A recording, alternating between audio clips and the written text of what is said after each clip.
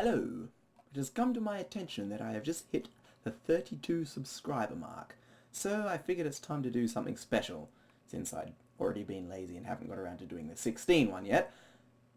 So this is probably going to end up being long enough that I can actually split it into two parts, so this will probably be the 16 part and then I'll do another one for 32 to make up for it. So what I'm doing here, I'm in a very special world. I'm floating in the air. I first got Minecraft back in September 2010, around the time of, I just got to check, the 1.1.1 or 2, I'm not sure, update. So before the Halloween update, I remember that coming in, that was fun.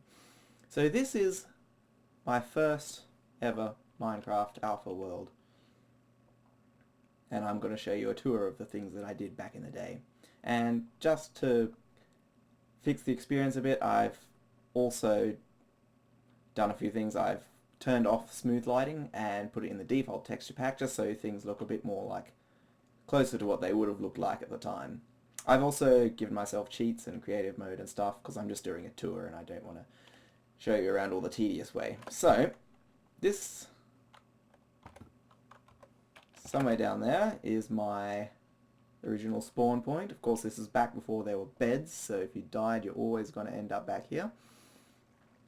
And over here,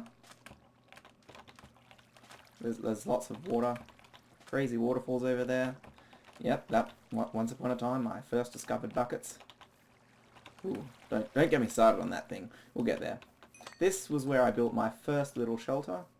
At first was just a little hole in the wall, but now I've turned it into a little house thing. 2 stories. Oh, that's quite nice. I've got a skylight in there. Balcony. Little battlements on top with a thing just to make it easier to spot from a distance.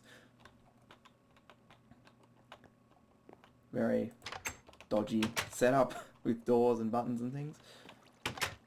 I became a fan of these automatic pressure plate doors, but just the one-sided ones, because you don't want them on the outside or every mob in the world. And of course, I was very new to the game, and a single mob was like the most terrifying thing ever. Like just a zombie. It was crazy. Tree farm with lots of trees. This painting was actually a more recent thing I just did to test, so...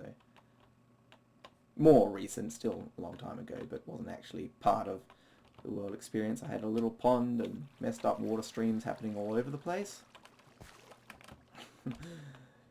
Little wheat farm, derping around with some reeds. This was my... well, I started off next to this cave system because I wanted a nice good cave system to explore and get stuff from. But here is where I started an actual shaft type thing, which isn't really much. All these alternate spaced ladders, which is how they worked at the time. You could do that just to go down here. And yeah, I called this a mine shaft anyway. This just goes down deeper into that cave system. But yeah, it's a fun little nice place, a little door and fences to stop me from accidentally falling into it. This thing, I should mention, I got some lava back and I thought, you know, let's put some lava, or make it a very safe place, and I'll have an infinite lava source. Of course, I didn't at the time know you couldn't do that, and I discovered that, and I managed to fall in and lose all my items, and I filled it up with water. And yeah, more random water flows everywhere. This used to be my home valley area, completely spanned with torches, a nice little fenced off area for keeping farm animals, until I learned that they despawned on you. Nether portals. You'll see a lot of random nether portals around the place, and that's because of an old bug when they were new, when if you died in the nether, it would randomly make a portal here. Did a few very primitive mob traps here. This was my first one. Mobs would fall in there. There used to be burning logs, back when logs could manage to burn infinitely, and the mobs would kill themselves in the fire, and their loot would fall on here. That wooden pressure plate would make this torch flash on and off, which I could see from all the way back there. So I could see, ooh, I've got loot. You know, back when getting a feather was exciting. And that's another mine shaft, we'll get to that. This, I did a more bigger and fancier version of the same type of thing. And it too has an indicator light. But yeah, daylight shaft. This is another mine shaft I built. I did this one with a nice skylight, nice and windy. Apparently it's pretty horrible with all the steps and being jerky, and I like the environment of this one a lot more. Came right down to bedrock apparently, but just because it was all much less dark and creepy, there was all this daylight. Hence the name Daylight Shaft, but that became a thing.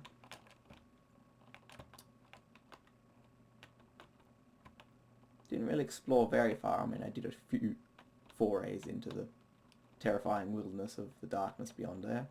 Here's a time when I was doing some experimenting with cannons. Little setup. I was trying to blow something up there or something. But yeah, this big tower was a big tower, pretty much. I kept on getting lost and I thought I'd build a big tower. I used to have, again, a stack of burning logs, but now that they can actually burn up, they have burnt up, but just so I could see it from miles around and not get lost. Down here, of course, is the underwater tunnel, which I turned into a minecart station to get to the other side of the bay. So, now if you remember back in the day what minecart stations were like, you had these booster carts and things going all over the place, and this one never really worked effectively at all anyway. But the idea was that you could hop in that, it would boost a cart round which would send you going, and then when you got back it would stop you here, you'd get out, and then it would boost that back and stuff. That was the idea, but again, didn't really ever work very efficiently. Loads of messed up water, of course. They've recently made that fix itself quite nicely.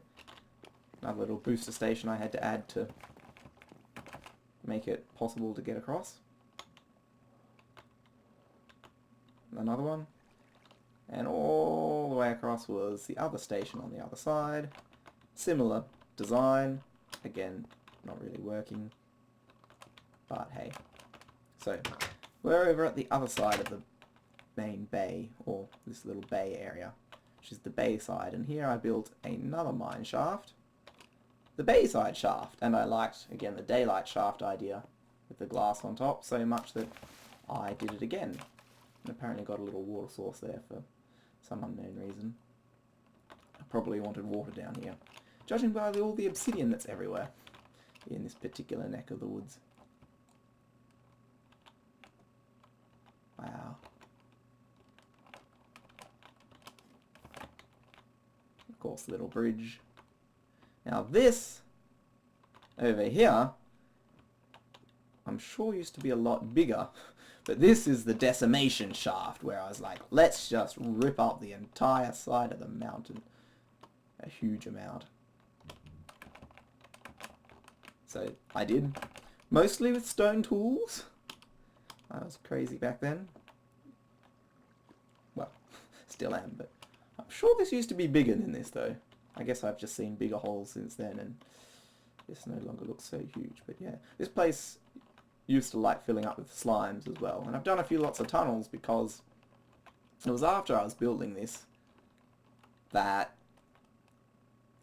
I thought, let's build a castle. Castles are cool. So there's my castle up there. But back in the day, you know, these days, every bit of cobble I'd always keep and collect from something like that. Or most of it. I'd try to. And here I didn't. And because of that, I had to do lots of more excavations. Even though I've got all this space, I have to then dig more out to get stone to build that castle. Which is why nowadays I've learned my lesson and never throw anything away. Here I built a little Wagnath shrine guy, and then later added the portal and then another one to sort of balance it out. This was I think my first actual nether portal, which was crazy. Apparently these the leaves now think they're jungle leaves, thanks to various bugs with various updates. But yes, let's look at the castle, because it was a very awesome achievement that I am very proud of, and now feels very, very tiny. But you'd come up here, and this is the ramp. Excellent defense mechanism.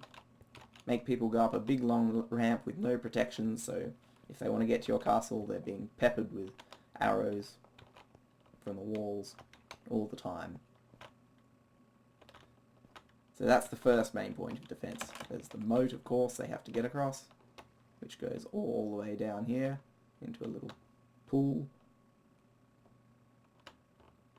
So that's quite nice. Then there's the drawbridge, the old sand and torch system. Very handy. It just holds itself up, and if you break out the source, the whole thing collapses into the moat, which there's a way to do that, which I'll show you. You come in here, and this is the gatehouse. There's a little button. The doors have since changed how they work, so it's a bit derpy. But the idea is inside there's just pressure plates, and there's windows from the gatehouse chambers where people can watch you coming in. There's a little gap up above where people can pour lava on your head if you're an enemy. And then here, these doors were just locked with a lever. So this is the main courtyard area, which really feels tiny. It used to be so huge. Well, it never really was actually that huge. It felt like it was huge when I was laying out and the amount of resources. So down in this lower system, I think this does those outside doors and spazzes this door out as well. Yeah, that'll shut those off. So you can lock it up pretty much permanently. And over here, this wall here destroys the bridge. Let's get out there so we can see. That's how that goes. And of course you have to manually rebuild it. You come down this path, I believe, and you go in here. You can hop in here, clear out this sand, put your torches in there. That's the water that flows from here to do that. Obviously no pistons or any way of doing that automatically in these days. So I just had that set up. Wool here to... So you've just got a supply, you can replace it. And you go up these lovely little staircases. This is the upper room of the gatehouse. This is at the wall walk level. So you come along here, you're on top of the walls. Nice battlements all around. You can hop and shoot things.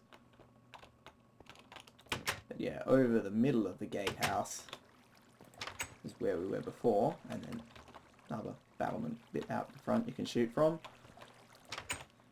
In this side of the chamber is where we have the lock. Oh, it's over here. These passages are a bit confusing sometimes. So if you lock that, that means that front door won't open.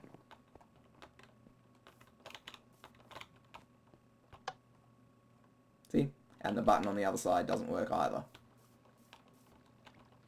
And obviously the problem with that is you can actually lock yourself out, and there is a way around that, which we'll get to. Little tree farm. I've got these glass overhead to stop the trees growing too tall. Did a bit of experimenting extending it to the side, so there's a bit more than we need. Little reed farm. This thing was awesome. You just went... Doesn't work in creative mode at all, but you just did that and reeds just flew everywhere and you collected them all. Little well just in the corner to be a water source if you needed it. Wheat farm, wheat farm, wheat farm. And yeah, there's water under all these slabs to keep the soil hydrated. This was the dining hall, a little old derpy table. And a jukebox, apparently. And there was a fireplace. Again, the burning logs no longer work. But, oh, this one doesn't actually have a working chimney. For once in my life, I built a chimney that didn't actually connect to the roof. That's very crazy of me. This was one of the prides of my creation. The toilet. The old style garderobe. So, you go in here, shut the door, so privacy, no one else can get in. Here's your fairly standard toilet design, but obviously I've improved it a lot over the years. Things like trapdoors for toilet seats, better, like more maybe fences or panes over there so it's less on your head. Paper, self-explanatory. And of course the other things you'd add. Now you can make it flushing, or you can experiment with hoppers. And what that toilet though fully functional. All the items you drop down there flow out here into the moat. So that was one of my most proud moments, I think, when I invented that. So down on this floor we have the workshop, where I've got furnaces, a box of tools, ooh, and random stuff, and a workbench in the corner.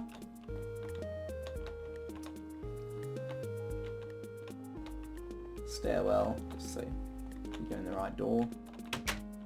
Again, doors out to the wall walk.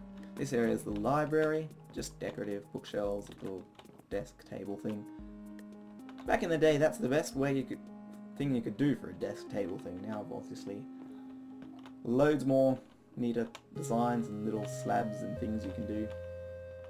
And all in this place, those ladders, like I showed you back over the other place where we had the alternating ladders, I didn't put any in here because I wanted to look better.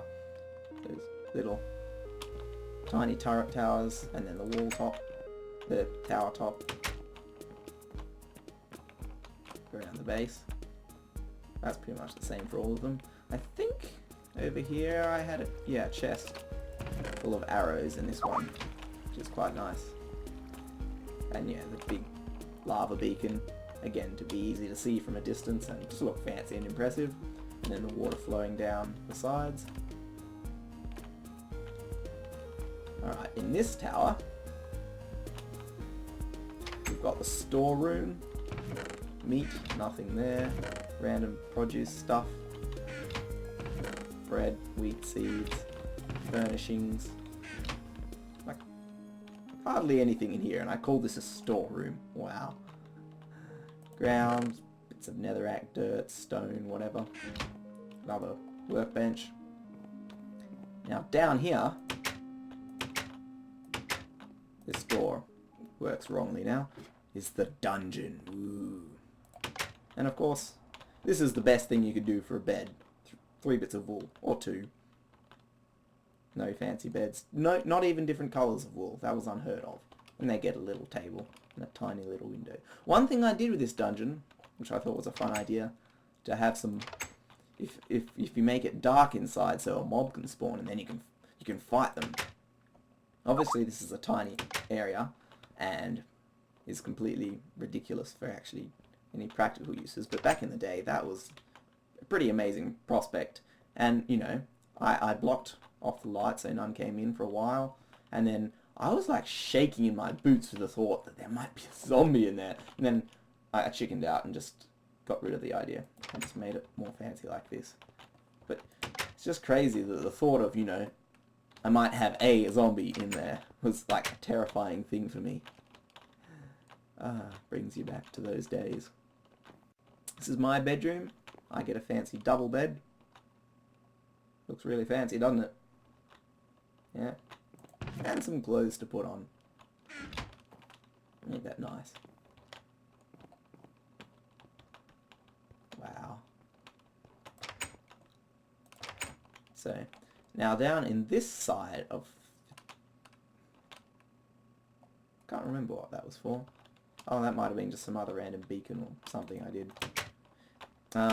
Let's just go in the bottom. Yeah, so if we go down here, this is crazy. This is... Oh no, that's right, you press this button. This is the secret entrance, which is what you can use if you lock yourself out.